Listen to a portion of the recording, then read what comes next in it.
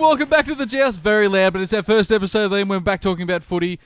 Welcome back, Liam McNeil. Thank you for joining me so much. It's great to be back, Nagy. It's unbelievable to be back here in the red and blue, in the gas chamber, ready to talk about 2018. I know, 2018. Can you believe it? When we left off this, it was 2017. We've travelled into the future, Nagy. Somehow, some way, we've made it into the future. At a rate of knots. 1 minute per minute, in fact. A very reasonable way to In fact, the way everyone else travels the transit of time. We're taking everyone else with us. That's the most exciting part of it, Liam. And we have this huge season before us. Unparalleled. I know.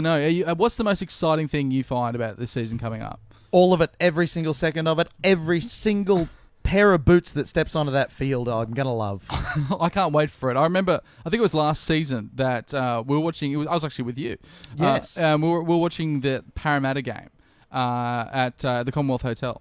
Great pub, really good pub. Lovely venue, lovely. And we were there watching the Parramatta game, and every other game that I'd watched leading in that season, like even the games that we won against St George and the Warriors, like leading up to that, because that was our third game that we won in a row.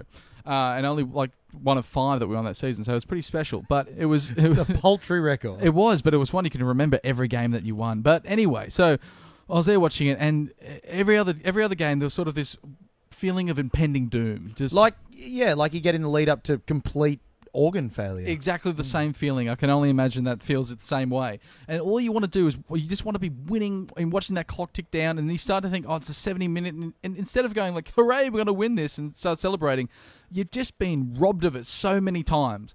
There was worry. There was a sense of worry. Yes, but then it's like every other game was like that. But this game against Parramatta, after we had a couple of wins, and it was like, this game we shouldn't have won. We had no right winning. We're down there in Sydney, so yeah. So we're watching it. Down at the Commie, and it was great like pub, really good fantastic pub. But it was like, everyone around started to sort of celebrate around. There was a newfound optimism in the room, Nagy. Yeah, but like 70th minute, And then when the game finally the result was said, the game was won. It was like everyone in the blue and red jersey around. There was like this brotherhood. Everyone was shaking hands, and there was some hugs going on. It may have been me hugging some people. I was pretty myself, I was too. But it was great. There was cheering in the kitchen. There was cars flipped on Union Street. The Newcastle Permanent was ablaze. Yeah, it was a small riot. It was, yes. Remember the Star City Hotel riot? It put that to shame. It did. That's how much excitement was around this season, and that's going to be the whole of 2018. That's right. There's going to be a whole lot more of that. Maybe less the rioting, but maybe not. I'm not going to rule anything out. Hopefully less. I really need there to be a lot of Newcastle Permanents around. And now to kick this season off, Liam, for another very exciting season of the Joust,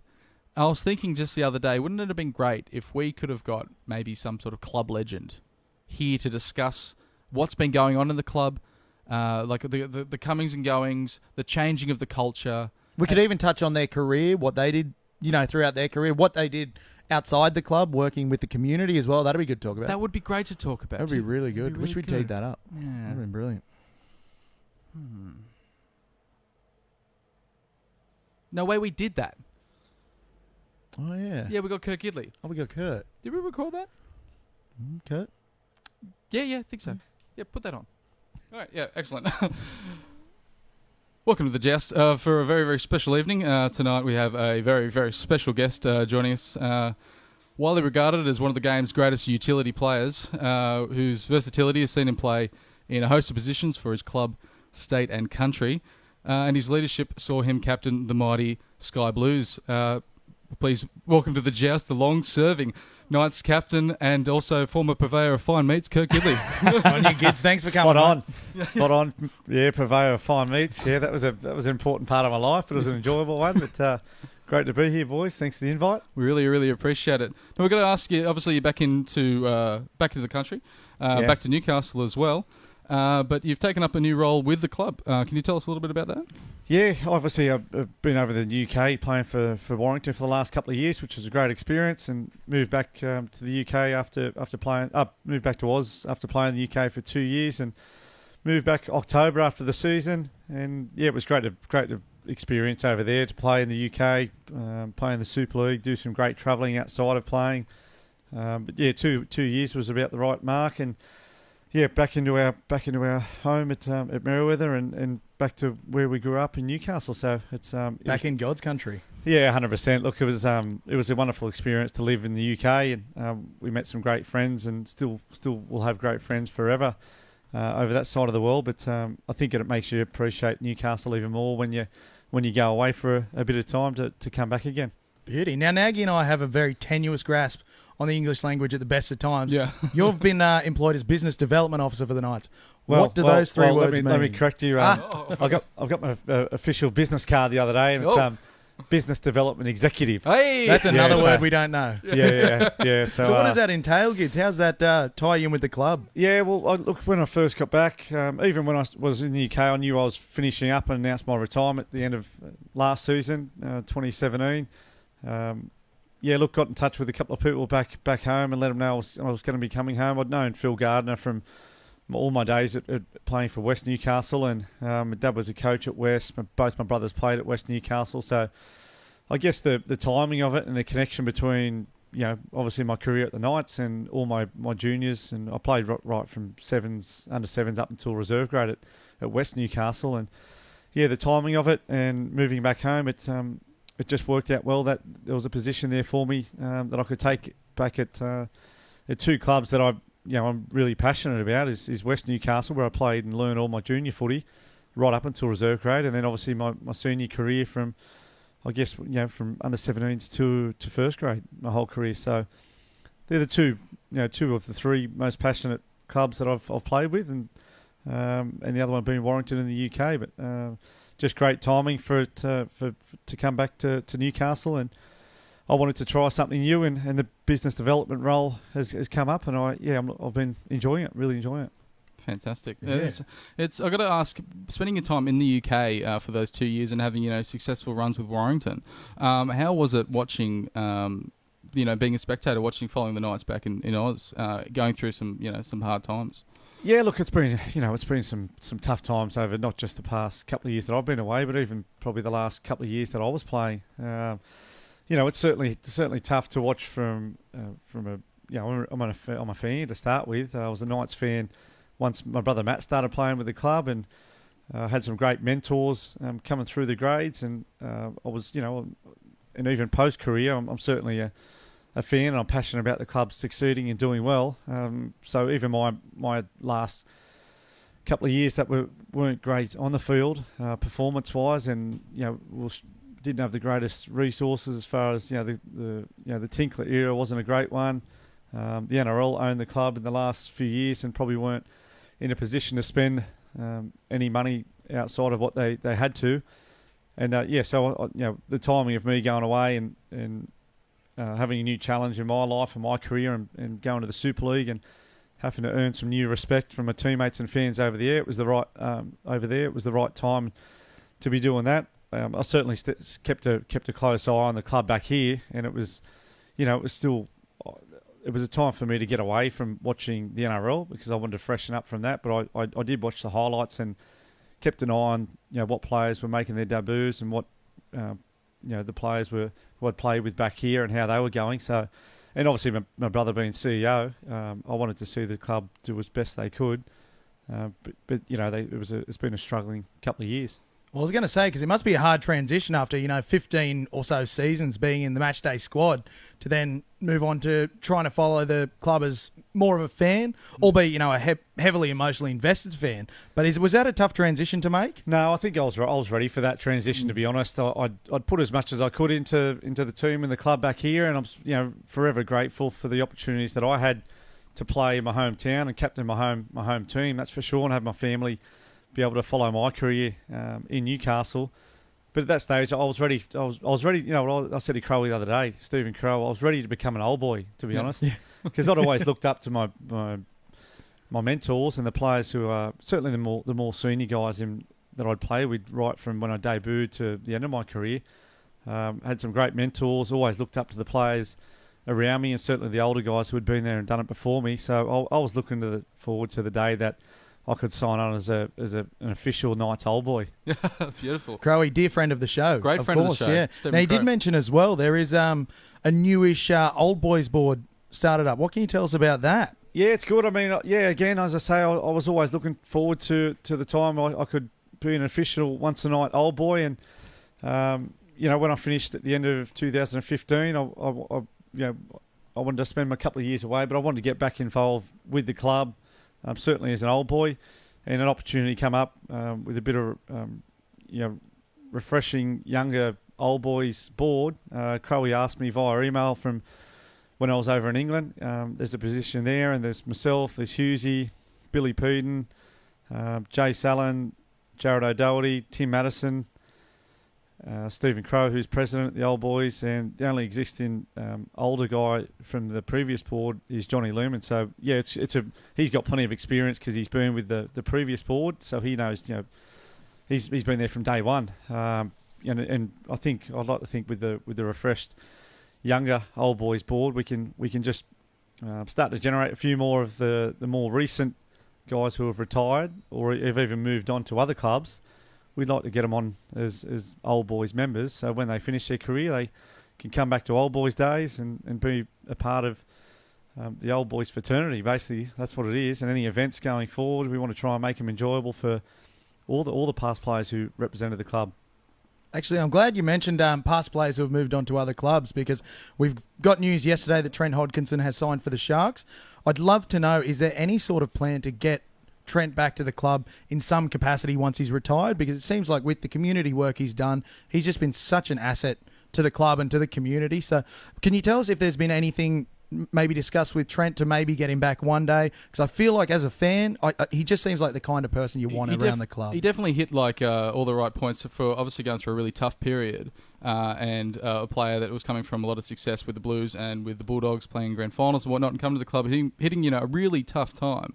But to just keep composed and take the time that he had to go out in the community and really engage with a place that he's not from. So yeah, for sure. Oh, for sure. I mean, there's been no discussions around that as yet, with it being only so recent. But again, we'd like him to be part of the club, certainly as an old boy. But I think he really bought into the Newcastle culture and one team, one town, and I don't think he was ever chasing that sort of media or coverage. But it's a great show of his character and who he is. And with some of the things that he's done, he started his kick and tee thing where he wrote the kids' names on.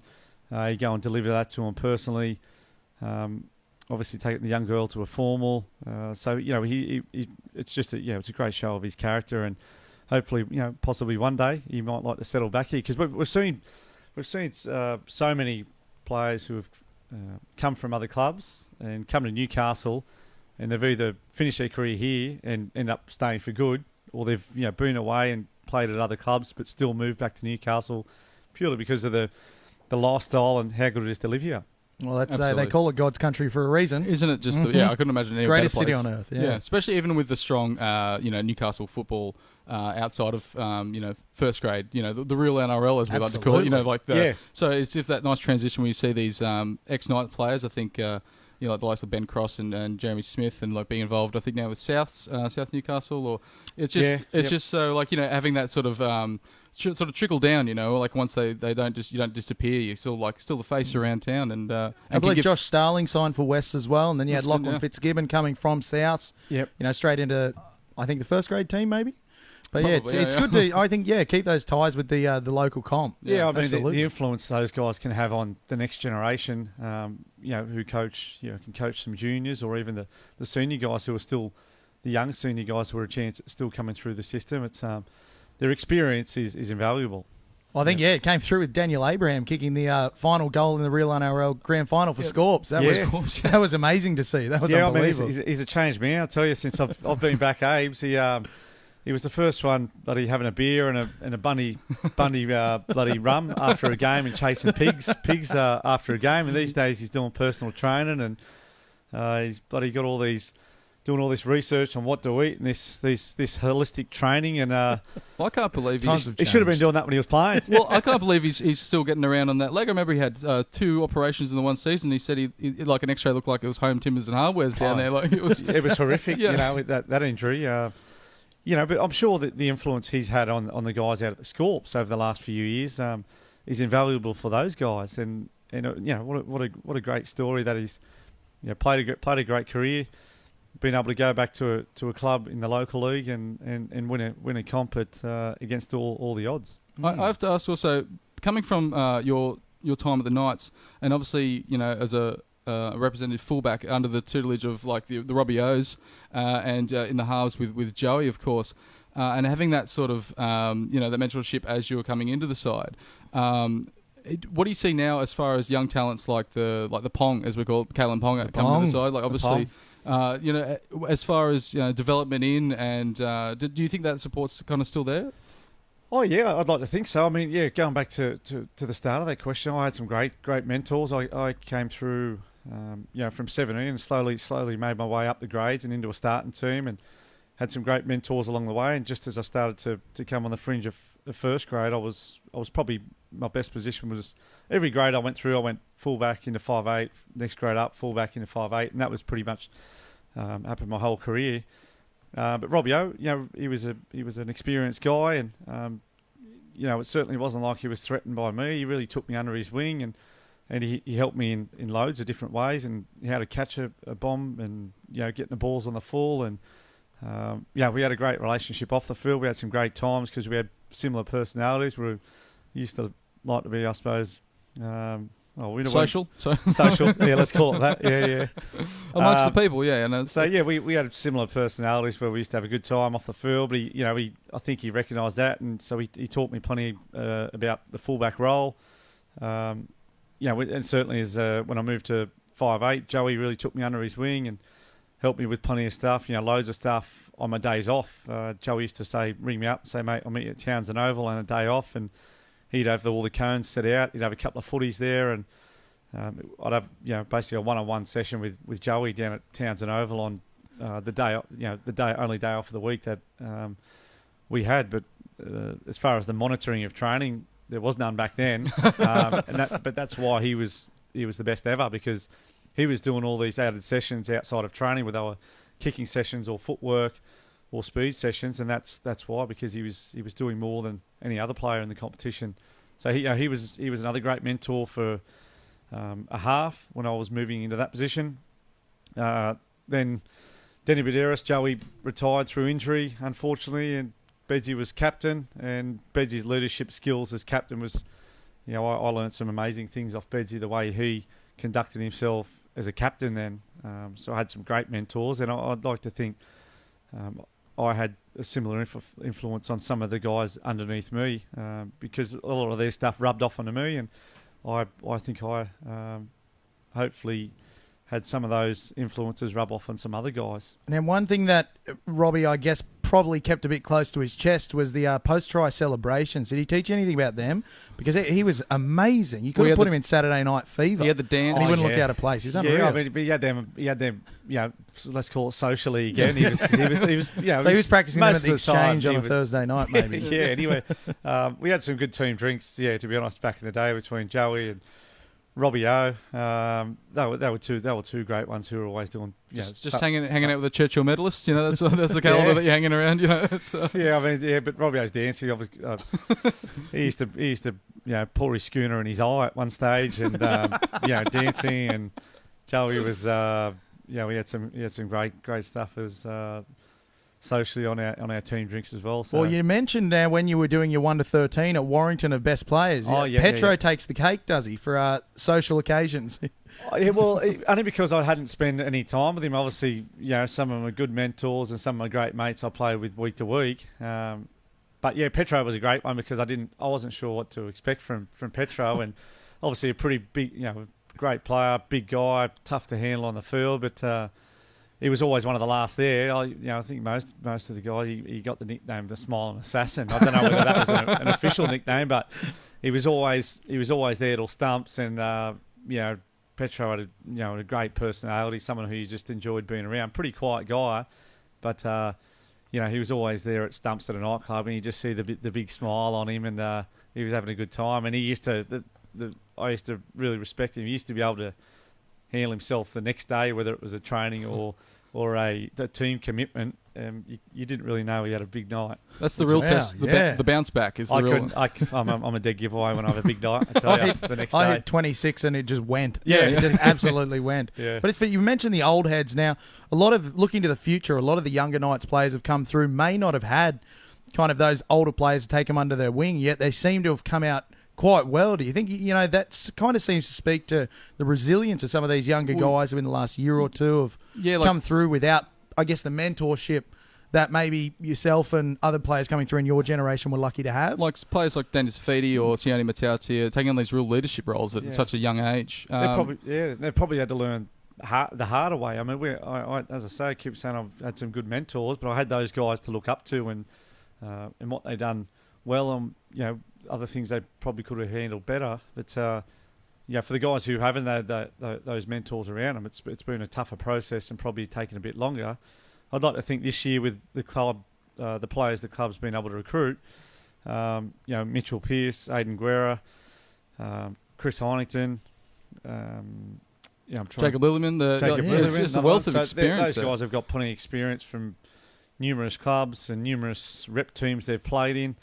And I've got no doubt they've had some great teammates and mentors in their career. And I'm sure all the younger players who have either been at the Knights over the last few years, even guys who are new like Kalen, they'll be picking up plenty of good things off those senior guys, that's for sure. Some good values and some good traits for sure. That leads us to our next one. We're just wondering, with the obviously the 7-man leadership squad got released, I think it was yesterday, and some great footy heads in there, and very good names in that squad. Yeah, amazing to look at. And then, but as far as just in your personal opinion, who do you reckon is going to be who's going to be stepping up? Who's going to be giving that halftime talk and really getting the boys around?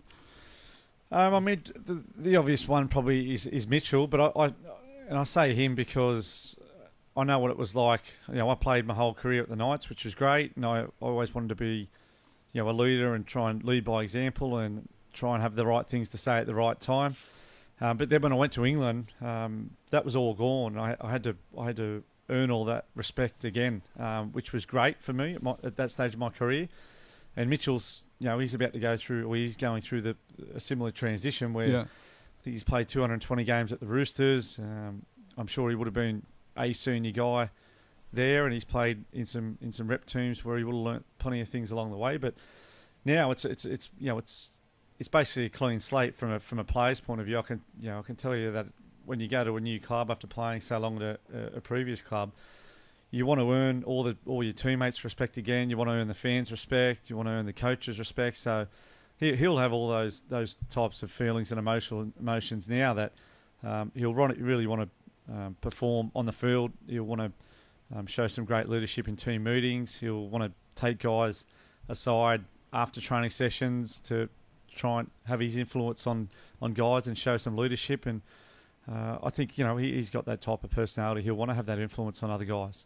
Yeah, which, I mean, it's been such an amazing recruitment drive. It's rare that you see one in the off-season quite like it. How does Darren Mooney do it? It seems to be, an unbelievable gift of his. I don't know. It's just... Well, he did a similar thing at the Sharks, I'm pretty sure, leading into 2016 with their outfit over there, and, got a lot of quality players in a relatively short time. It seems like of all the signings he's made, I think his own appointment is going to prove to be the best signing the club's ever made. What's his secret?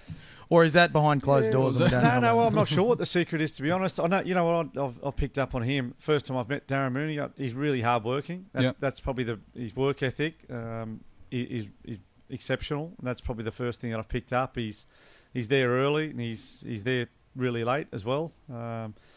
He's always on the phone, which is probably an indication. Again, he's working hard behind the scenes, and obviously he's a good person.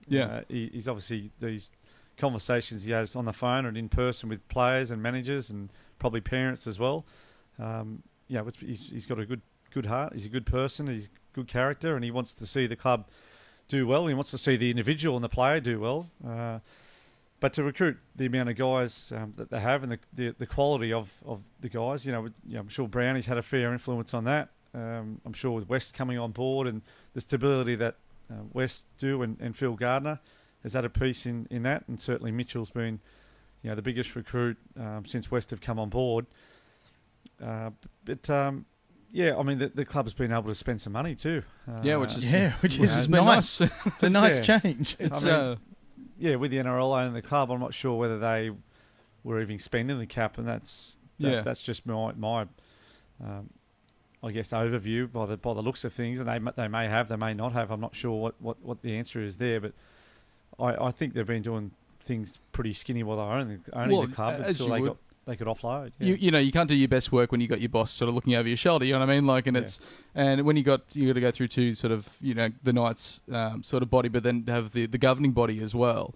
It would have been a hard sell to do any sort of bold moves without a long term plan. So yeah, and I think with some of the guys they've recruited, with each one influences the next one, and the more you recruit, and we've seen previously. I was watching from England. There was. They were missing out on one guy and then missing out on another guy, and then they were getting a bit further in negotiations and miss out. And I think what was it? It was Jack Bird and then Matt Scott and then James Graham. And it just seemed like miss after miss after miss. And I'm sure that influences the next person. That I would have went if he went, but he's not going. But, so, but all of a sudden, Sean Kennedy comes, which is a good one. He brings plenty of experience, and there was a different scenario behind why he came. Kalen, I think was very early on. Time. That was a big bold move for him to come, and his family have all moved down, which was a great one. Aidan Guerra to sign, Chris Hyington. It just rolls on. Amongst there, and then obviously Mitchell but Mitchell's one was around some of the guys, and Connor Watson, of course. Yeah, so Connor. Yeah. I'm sure they had an influence on Mitchell signing, but one of the biggest ones that I've seen, or influences one Mitchell signing, he literally came up.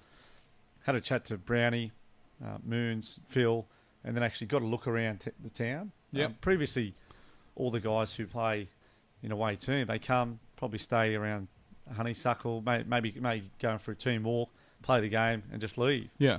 Now, so all these guys in having a conversation with them, it's the first time they've seen Merriweather Beach, Dixon Park, Redhead, up the bay. Yeah. I keep telling them, just keep exploring, go up the bay for a night or just a day, go up the Hunter Valley for a day, and we may be able to keep them for longer than what they've signed for. Yeah, well, I think for the Pong it was a couple of rounds of golf with Danny Badiris. Yeah. Was the signer? Yeah, I think he owes Badiris a couple of bucks out of that. But a big thing of it as well seems to be the Brownie factor. He just seems to really be a player's coach. Players want to play for Brownie. What is it about him that these guys want to sign for the Knights because Brownie's coaching? Yeah, I'm not sure. I mean, I've only sort of known Brownie on a personal level just since I've arrived back. I'd met him, at different times over my career.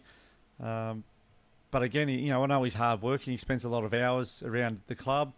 But he's obviously, he has something in those conversations that the players want to come here and play with him. We've been able to recruit some players. I hope the players can return that in their performance. I've been really impressed with Brownie, especially through these last two struggling years, especially, and just his patience as well as honesty, patience and honesty. It almost seems like it's full disclosure when he's running the media or he's doing an interview, but at the same time, you can tell he's sort of ticking away. It's it's an interesting character. He's quite captivating when you're watching him because he's not giving too much away, but you still feel like you know him, if you know what I mean. Like it's very different to say if you're Brian Smith or Wayne Bennett who very flat. Yeah. No, he's been open. I've seen some of the press conference where there's been a fair bit of honesty, and I think that's refreshing from a coach. Yeah, absolutely. So there's a fly in here. That's what you get in the Joust experience in the Thunderdome. It's all natural here. It's all the elements. But I got to ask, just a little bit away from footy. Obviously, when you came back, you part of Boozy Hughesy's Beanies of Brain Cancer. His foundation. His foundation, it's been incredible. Yeah, what the foundation's done has been amazing. And you took up to the summit. Base camp. The summit. The summit's probably a bit high. Summit's about only 3.5 k's higher. Yeah. Well, we struggle to make it up those 3 steps to the office, so we're impressed either way. It doesn't matter. Thanks. We heard you nearly killed Paul Crowley, and that was he struggled. Well, Crowley nearly killed himself, to be honest. It was one of the best experiences I've had outside of playing, for sure. The invite come through when I was still in England. I wasn't sure whether I'd be able to get back and then go on it in time, and I was only home for 10 days. Got my family home and had to get a car and phone. I was rushing around and got on the trip. Thankfully, because it was one of the one of the best experiences of my life, and it was a great transition to come back. Hadn't seen my brother Matt for 2 years. Hadn't seen all the guys, for 2 years, and there was, everything everyone from Chief, who I was, Chief's probably my favourite player. Well, not probably one of my favourite people I've ever met. Not just player. Just a great person. Matty Johns, who I've always looked up to, a great guy, and always there for advice. And then all the guys I play with, Joey, Beds, my brother Matt, Crowie, Hughesy, and the list goes on and on. I think there was 14 retired guys who played at the club. It looked like 14. such an envious squad to be a part of. You know what I mean? I remember looking at the pictures as well, and I was like, these boys could still run out and give anyone a run for their money, I reckon. You guys all must have had to get in pretty decent shape for it. I don't think there was a lot of training done for it, to be honest. I think there was a little bit by some, but not a great deal. And there was 14. That's just 14 guys who had played with the club, and then there was another probably 14 who had either paid or everyone paid to go on, to be honest. But there was another 14. A couple of guys had paid like 50 grand to come on at an auction. Wow. Another guy paid 25 grand, and then Chief's son actually brought his son Daniel on, who's 15. Oh wow! So we had 28 people on this trek, and the statistics would say that you no chance of getting 28 people there. Out of 10, we were crossing paths with people who were on their way back down to Lukla, where you fly into, and they had a group of 10, and they were only getting 5 back. Wow! So literally, you get choppered off. And if you've seen any documentaries on it, it's pretty common to get choppered straight back, not back to Lukla, but all the way back to Kathmandu airport because of altitude sickness. And once the symptoms start to come on, if you don't get on top of it, it can be real trouble. So it was I think it was about 12-day trek, and just the flight into Lukla was an experience. We had to go on 2 planes because the planes were so small. And we were on the first flight from Kathmandu to Lukla, and we hit this air pocket, and I thought the plane went up, but apparently it dropped out of the sky. It was actually your body weight that went up because the plane had dropped out, and then the airport is rated one of the most dangerous airports, or the most dangerous airport. I've seen that one on the telly. It's got the drop off at the end of the runway. Side of a cliff. Yeah.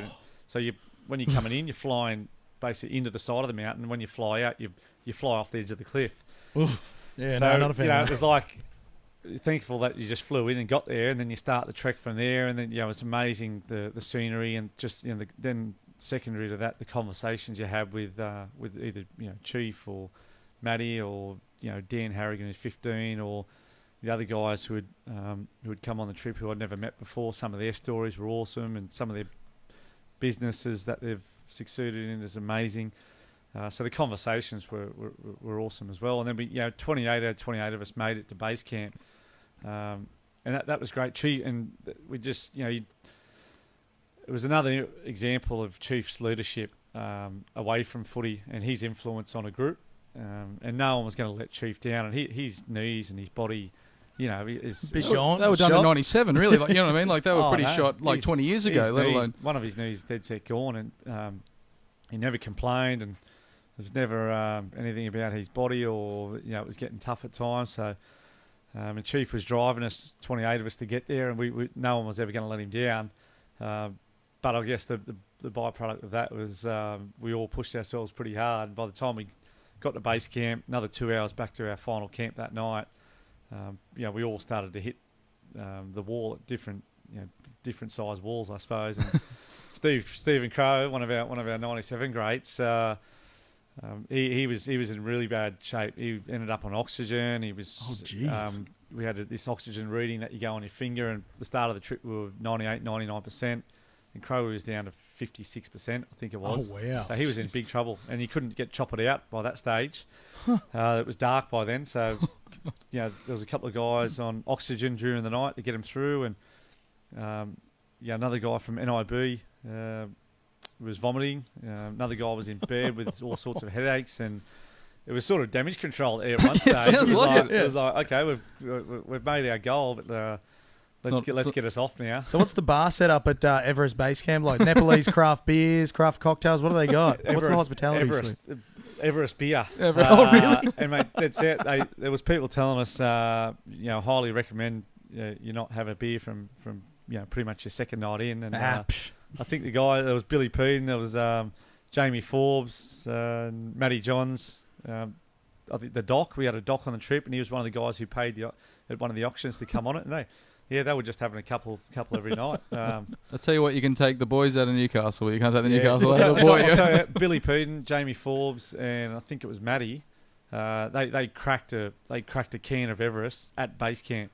That's unreal. Yeah, at base camp. I don't reckon there would have been too many people who have done that. No, especially with your low blood oxygen, one of them's going to to see you through. Yeah, get you well on the way. Billy had his Cessnock jumper on. Base camp. First go into the base camp. Yeah, nice. Yeah, and we That's had unreal. We had another fella with his Tongan flag. I reckon he must be the only Tongan who's been to base camp too.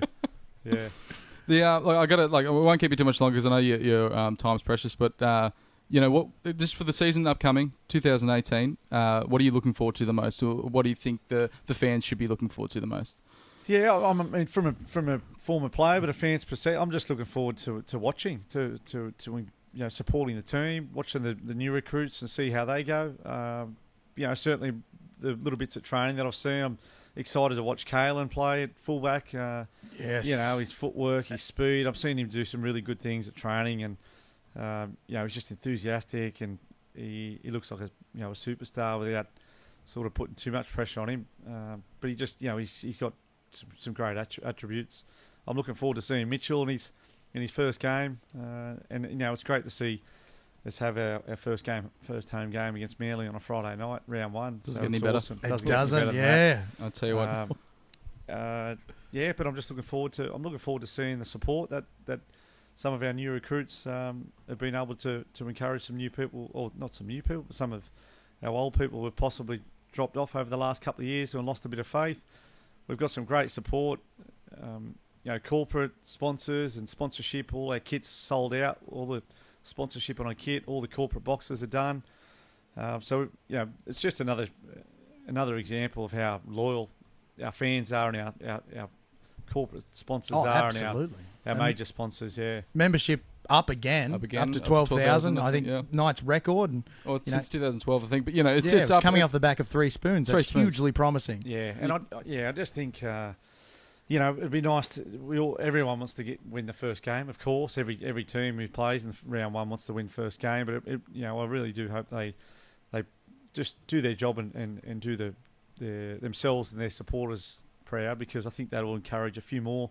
Unfortunately, we've got like 3 away games, and then our next home game's not round 5, but round 5's Brisbane at home, Saturday night, another traditional big game and big supporters. So I reckon our two first home games are huge ones. Let's get as many people there as we can. Yeah, I think we will get a packed house for that Friday night game. I know everyone's just so excited. Everyone I talk to just can't wait for Manly on Friday. You know what I mean? And really show them what's what. Kirk, I can't thank you enough for coming on and using some of your time. It's been an absolute pleasure. Club legend Kirk Gidley. Thank you so much, mate. Thanks for having me. Kurt. Much appreciated. What a way to start the year. Can't wait. It's going to be very exciting. Thanks. Unbelievable, mate. Cheers, boys. Yeah, good. That's awesome. Do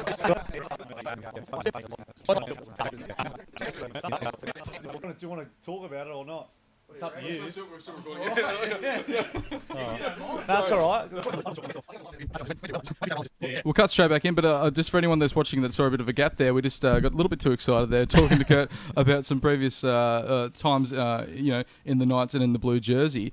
And the one that we really want to talk about was obviously that bomb. You were just talking about the bomb in 2009 Game 3 Origin. Obviously, they were already up 2-0 at the series, and we ran over them in Game 3. Yeah. And then there was a bit of a stoush going on between Stephen Price and polite disagreement and Brent between White. friends. Yeah. There was some words. It was a decent stink there. Yeah. Yeah. And after that, they there was less than a minute to go. Queensland had the ball, and they decided, instead of running it, to kick it up. Can you tell us what was going through your mind? Yeah. Well, a fight broke out between Stephen Price and Brett White, and yeah, we won the game. It sort of ruined the celebration, I suppose, back up in Brisbane.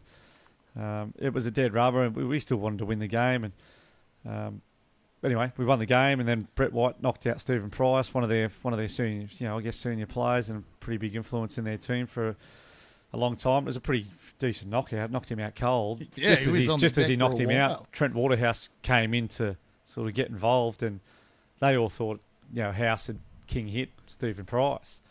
House gets binned, which he shouldn't have. On the replay, Brett White knocked him out, and House gets binned. They think it's a king hit, so I could see what was going on, and they wanted revenge. They wanted blood. So I could see, I was at fullback. I thought, here comes a bomb here for sure. No point in them finishing with the ball. So Cameron Smith put up the bomb, and I basically said, stuff him. I'm gonna take the bomb, and I'm gonna return it. And I was prepared to cop whatever was going to come. I covered up pretty well to try. I mean, old man used to always tell me, elbows up and watch your breathing. That was one of his old one of the old school things he used to tell me. And I pretty much done that and wore whatever I had to wear at that stage. And then it was just basically a stacks on. And I wasn't sure, whatever happened on the back of all that. There's a bit of rudeness from them, I think. I always thought it was very rude of them to do. They hit you. In a couple of years to come, or on the back of that, I used to get along with those guys pretty good, even in the Aussie camps. And I used to give Cameron Smith a bit of stick about him putting up that bomb. I used to call him, mate, that was a shit go, that putting that up. But anyway, we used to have a joke about it, to be honest. But you got one back on him with the kick. What was that? 2014 after the bell in Melbourne. Yeah. And then it was in Newcastle. Yeah, in Newcastle. Yeah. It was an even bigger pile on too after that. Yeah, it was. That was a great moment for not just me, but the team and that stacks on. I felt like I could have laid there for 12 months, to be honest, hugging the boys like that. They're the moments you love to be involved in team sport. But I happened to just watch it just recently when I've been back. I seen there was like a night's day on Fox, and they were replaying all these classic games, and I happened to sit down for the last 10 minutes of that game just by flicking channels, just to relive that moment again. And I remember Melbourne score when I think like 2.5 minutes to go to make it, the gap make the gap by 10. So the game was all but over. It would have been paying dead set at $1 million to 1 to win the game by then. Well, the commentator's saying the Knights aren't going to win this game. Yeah. That's for sure. And that's what he says, verbatim. I think we kicked off short. We regathered, played the whole set out, got down to the line. Nothing came of it. Turned the ball over. They play the ball. Billy Slater comes out. Travis Woodell, one-on-one steal, scores. We think, we're dead set a chance here. Kick the goal in front, run back, and they kick off, and we're still a long shot against Melbourne, I guess, at that stage. And we just, play with the footy and just sideline to sideline. Still remember Cuthbo gets driven over the sideline. We get a penalty for it. Yeah. So it gives us another set on halfway. And again, we're just playing this expansive footy, and forwards were passing it. We're just going edge to edge. And, we went long shift one way, strung a couple of passes through forwards, me out the back, someone else out the back again. I think Sione passed it on to Aku, and Aku scores pretty easily in the end, right in the corner. And I'm super excited. I wasn't thinking about the scoreline. I was thinking, yes, we've scored. Hugging all the boys, and then I thought, shit, I've got to compose myself and kick the goal, because at that stage you don't want to let everyone down with what's happened in the last 2 minutes. Because it would have been, it was a great last couple of minutes to even get back to a draw. But I thought, we've come this far. It'd be nice to win after the bell, that's for sure. And just had to compose. And they're the times in your career as a goal kicker that you actually hope for. You practice at training, mucking around, and you've just got to compose yourself, go through the same process as what you always do, whether it's if you're 40 in front or they're trying to win the game. And we had a bit of a tough year, performance-wise, and we I think it was Wayne was leaving after that year, and all sorts of things that were happening off the field. We just wanted to do,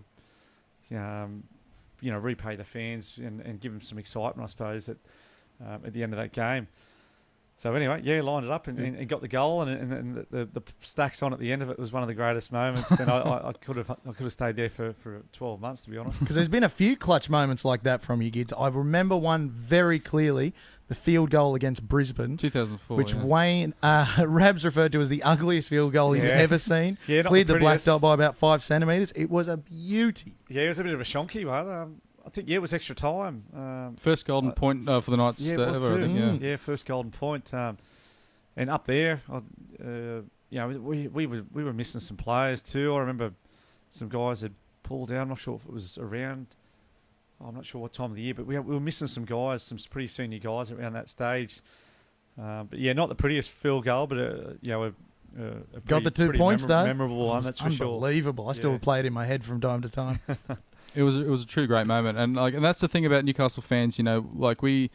All we want is all we're hoping for is moments like that. These moments that they might be, like in the grand scheme of the season. You accept where you are on the table and things. But when you're the underdog and you're playing that bigger side, that and it should just be a walkover, and to see that fight late in the game, the fight back, and really take them off the Brisbanes and the Melbournes and the these Sydney clubs, that are just.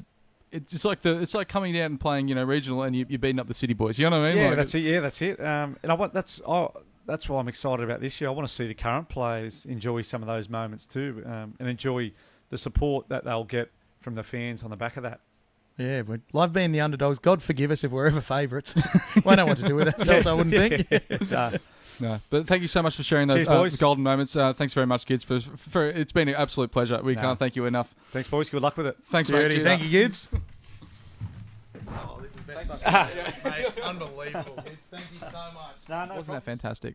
An experience like no other. I can't thank him enough for coming on. Thank you so much, Kurt, for being here. Obviously, he's watching. He's a huge fan of the show now. And he was before as well. Huge fan of the show. Avid listener. Yeah. What was the best part about talking to Kurt for you? Look, I think it was great hearing about all the work that he's continuing to do with the old boys, the 97 guys especially, still being involved in the club. I think it bodes well for the long term of the club, knowing that guys like himself and other club legends are still around guiding the place to be successful again. I just liked it that the 97 crew was still hanging around each other. Still drinking since that fateful day. Much like ourselves. Obviously, we've still been celebrating it. We just haven't climbed any mountains. No. Yet. But, Liam, we have a very exciting preview show. Previewing all the comings and goings, all the what's happenings, all the bits and bobs. The bobs and bits. The bobs and bits coming up in 2018. And we may have a very dear friend returning to help us with that, won't he, Nagy? Yes, a guy, because, we like to talk about footy, but this guy actually knows a lot about footy, and we've got him back on board this season to help us out. Very special guest. Ladies and gentlemen, Victor Crumble. Victor Crumble himself, our very resident stat man, is back. So we can't wait to talk to him, but it's going to be a very, very exciting preview show. So keep your eyes and your ears and possibly your nose out there for it. All peeled and ready to hear. And it'll be on the regular sort of social pipes that we usually release it on Facebook. Blah, blah, blah, blah, blah, blah. Right on the pipes. Right on the pipes. Keep your eyes out. We can't wait to talk some more footy with you. Thank you very much, guys. Scene.